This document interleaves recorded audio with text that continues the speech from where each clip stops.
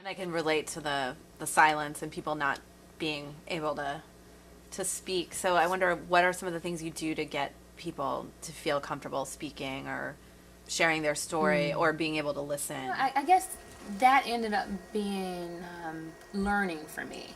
Because, you know, when we are faced with something traumatic, I guess it's natural to think that most people relate to it in the way that you do.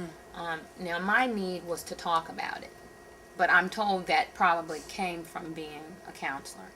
Whereas, you know, I know other people who have been in my situation who lost someone and they didn't want to talk.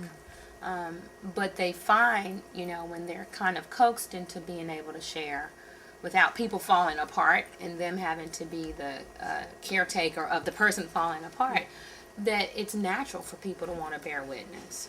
So it doesn't take as much coaxing for that. So my focus for the silence really became about educating other people. Because it wasn't the silence of people, you know, sitting in the room with me who had lost someone to suicide or homicide that bothered me. It was the silence of, say, meeting you. Right. And you just going like, all right, and what about the weather? Like, that just bugged the hell out of me.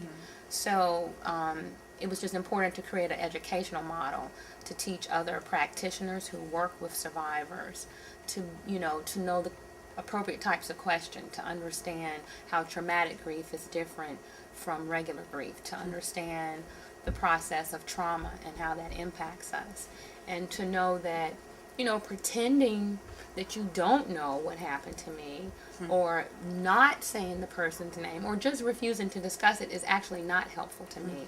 So that's who my audience and focus was for being able to penetrate the silence, was really on a larger societal model.